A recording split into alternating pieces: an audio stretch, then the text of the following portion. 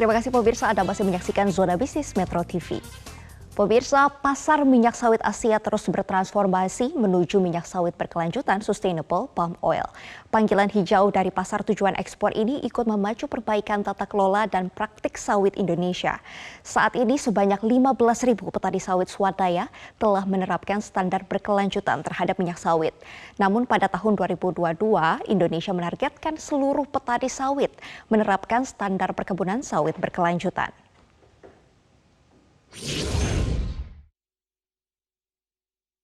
Gaya hidup ramah lingkungan dan berkelanjutan kian menjadi tren bahkan tuntutan global dalam seluruh aspek kehidupan masa kini, termasuk kebutuhan konsumsi minyak sawit dan produk turunannya.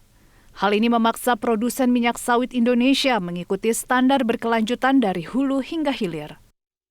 Termasuk Indonesia sebagai produsen minyak sawit terbesar dunia harus beradaptasi dengan perubahan tersebut.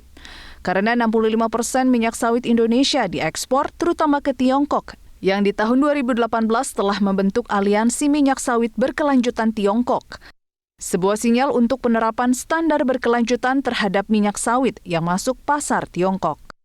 Perkebunan tren pasar Asia kian memacu praktik sawit berkelanjutan di tanah air, tidak terkecuali perkebunan sawit swadaya yang menguasai 41% perkebunan sawit Indonesia dan menyumbang 33,8% produksi CPO asal Indonesia. Sejumlah petani sawit di Sumatera Utara juga mengikuti pendampingan dalam penerapan standar pengelolaan kelapa sawit yang baik untuk mendapatkan sertifikat internasional seperti RSPO.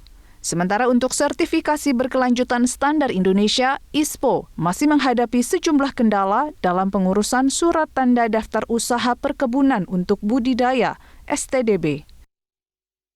Dalam hal ini, kami banyak mengetahui manfaat daripada pendampingan asosiasi tersebut kepada petani swadaya, di mana kami selama ini petani yang manual sekarang sudah mengetahui bagaimana standar yang ditetapkan oleh organisasi internasional, cara merawat kelapa sawit, cara menanam bibit kelapa sawit yang baik, sehingga dengan adanya sekolah lapang kami sangat beruntung dan mendapat ilmu, Pak.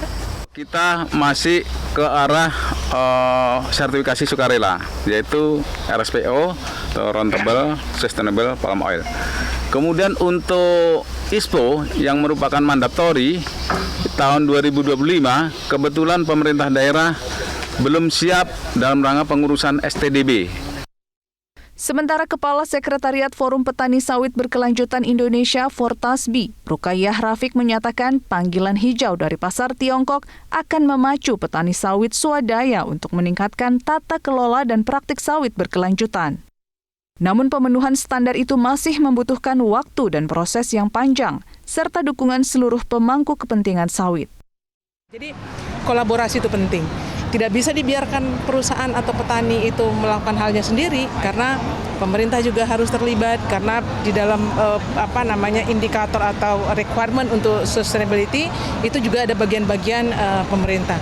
Dan hal yang lain juga pasar, pembeli itu harus bertanggung jawab, menyediakan pendanaan. Finance institution juga demikian. Jadi semua orang harus bertanggung jawab untuk itu dan berkolaborasi untuk bagaimana memastikan kelapa sawit itu memang dihasilkan dari praktek-praktek yang berkelanjutan. Direktur Perlindungan Perkebunan Ditjen Perkebunan Kementan, Baginda Siagian mengakui sertifikasi minyak sawit berkelanjutan Indonesia (ISPO) saat ini masih menghadapi tantangan keberterimaan di pasar luar negeri. Karena itu, sosialisasi dan diplomasi pasar akan terus dilakukan. Termasuk penguatan ISPO dengan insentif, seperti klasifikasi harga sawit ke pasar tujuan ekspor.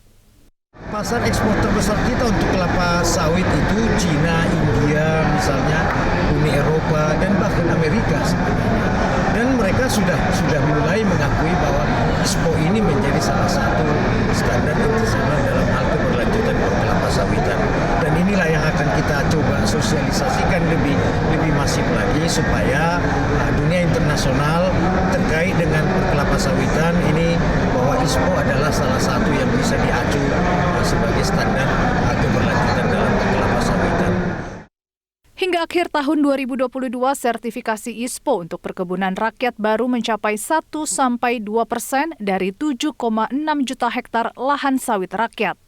Kementerian Pertanian bersama para pihak terus berjibaku agar sertifikasi wajib ini bisa menjangkau seluruh petani sawit swadaya pada tahun 2025.